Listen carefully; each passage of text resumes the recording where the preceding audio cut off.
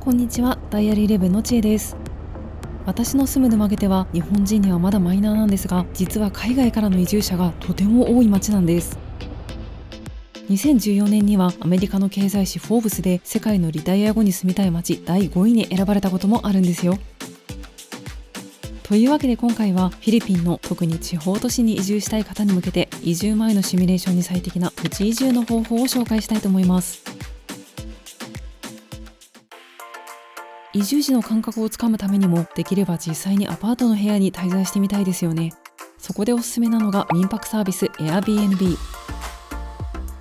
ご存知の方も多いと思いますが Airbnb ならアパートやコンドミニアム、一軒家などのお部屋でも1泊から利用できます。日本からでもアプリ操作のみで予約できて到着初日から宿泊できるので非常に便利です。沼毛手周辺でもこの通り数十件の物件がヒットします。プチ移住体験なので実際に住んでもいいと思えそうなアパートを探します。私の場合は立地、ガードマンの有無、ウォータータンクの有無、インターネットのスピードなどを基準にしています。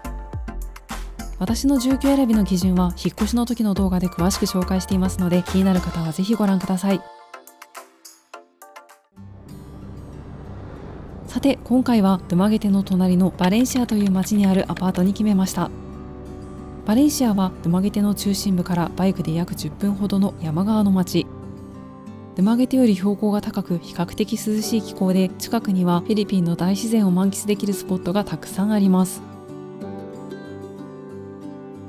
沼毛手側を見下ろすとこの通り高い位置にいるのがよくわかります。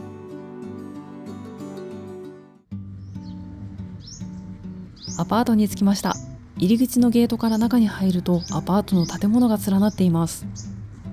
ゲート内のエリアが住民専用になっているビレッジタイプの物件です。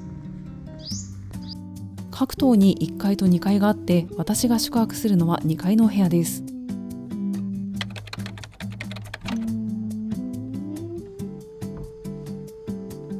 うわー、広いですね。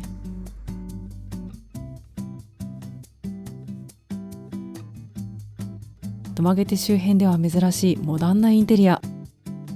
天井にはファンもついています。玄関側にこちらも広々としたキッチン。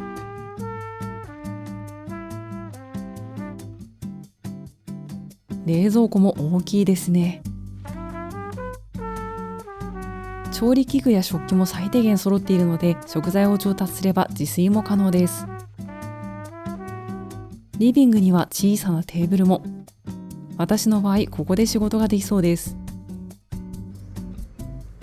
こちらがベッドルーム。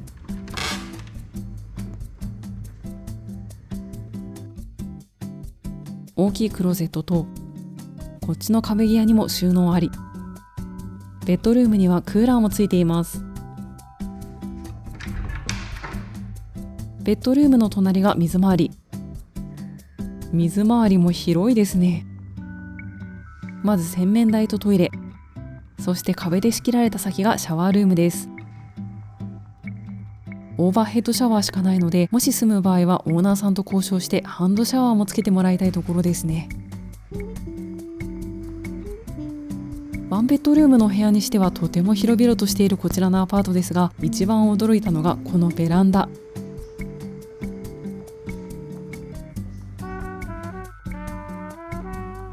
ベランダだけで私が今住んでいる部屋と同じくらい広いです。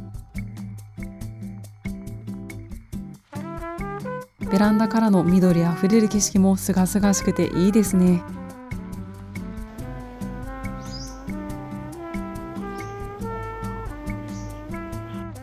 大きなダイニングテーブル。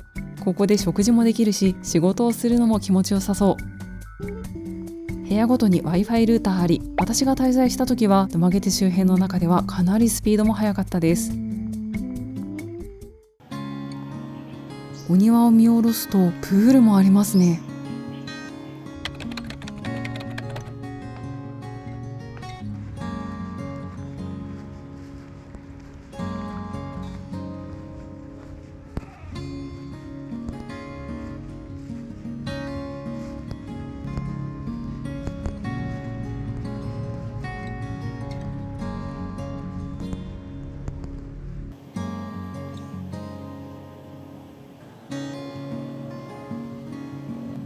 サイズは小さめですがしっかり手入れされていそうなプール。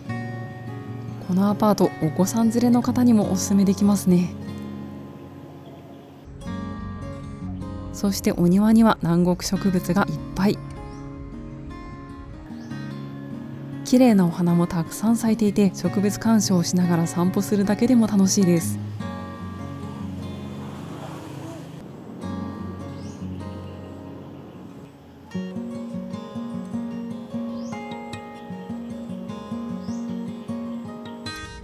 バレンシアはドゥマゲテよりも小さい町ということもあって、このアパートは周辺もとっても静かです。プールのフェンスの向こうには牛がいます。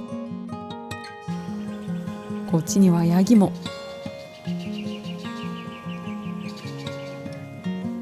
周辺は家畜の放牧エリアになっているみたいです。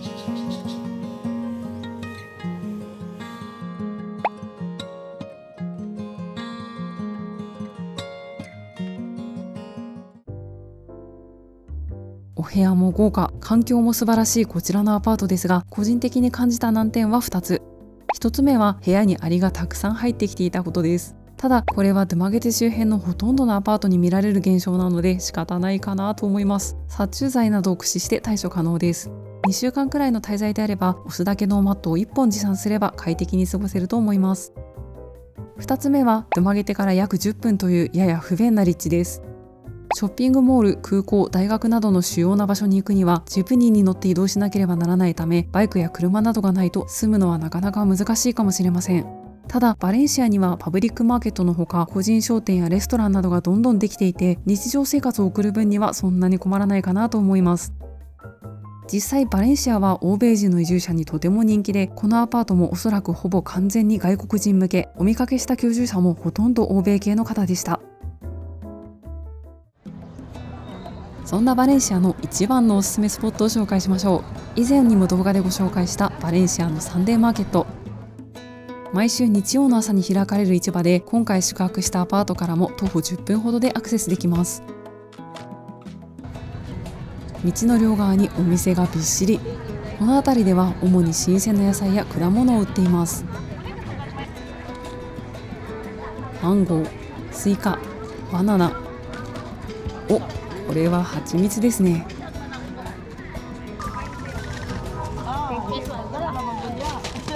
今日はアスパラガスがある。ドゥマゲテのマーケットではなかなかお目にかかれないので嬉しいです。これだけ買って309ペソ、800円弱でした。野菜エリアの隣にドゥマゲテの人気パン屋さんも出店していました。こちらの北海道ローフを購入。ふわふわで美味しいんです。こちらはフィリピンのストリートフードの代表的存在、タホ。サンデーマーケットでも大人気です。タホはお豆腐のこと。フィリピン風タピオカのサゴと甘い蜜アーニバルをかけて、あったかい豆腐と混ぜていただきます。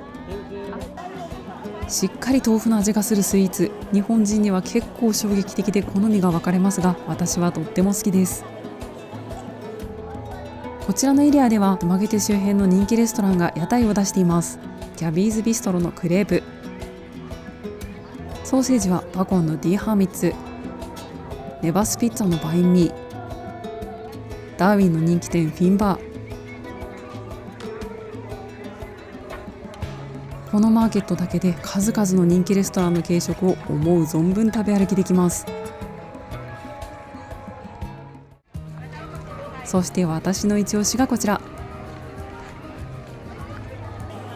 ドゥマゲテの焼肉レストラン白さんのたこ焼き。日本のたこ焼きはフィリピンの人たちにも大人気。特にこちらは日本人によるオーセンティックなたこ焼きが食べられるということで、早めに行かないと売り切れてしまうほどの人気です。プリプリのタコとキャベツ、ネギ、紅生姜もしっかり入っていて、ソースと鰹節、青のりもかかっています。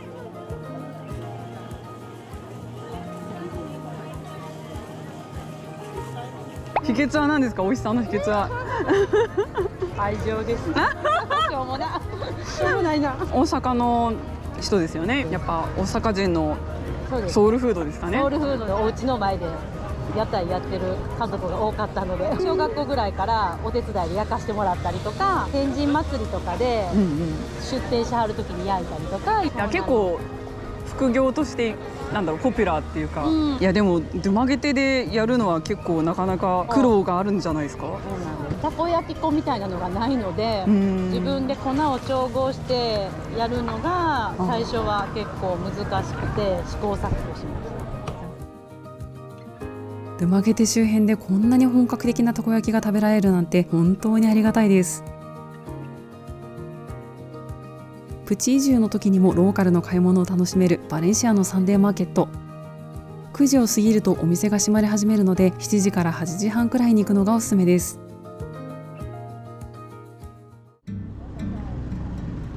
プチ移住では外食も楽しみたいですよね。バレンシアには素敵なレストランがいろいろとあるんですが、今回はその中からこちらのレストランを紹介します。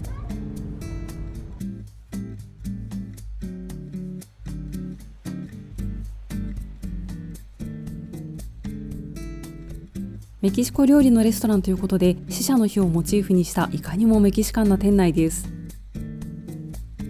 バレンシアの通りを見下ろせるカウンター席も素敵ですね。今回オーダーしたのはチキンのタコス。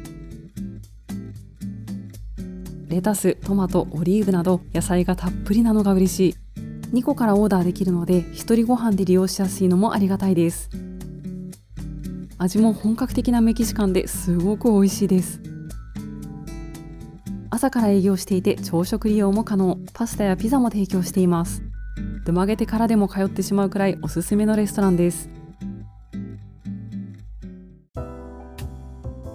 さて最後に、今回宿泊したアパートの気になる家賃の紹介です。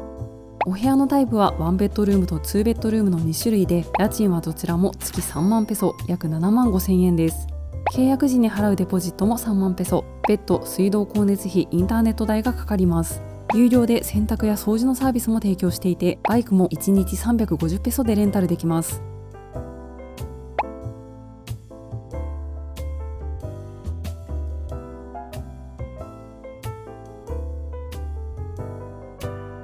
外国人向けの高級なアパートですが、セキュリティもしっかりしていて、スタッフも常駐なので安心感があります。下見も兼ねてプチ移住してみるなら、個人的にはかなりおすすめの物件です。気になる方は Airbnb でネグロスとバレンシアのアパートで探すと見つかると思うので、ぜひ検索してみてください。生活コストもしっかりシミュレーションしてみたい方は、よかったら私の1ヶ月でかかった生活費の動画もご参考ください。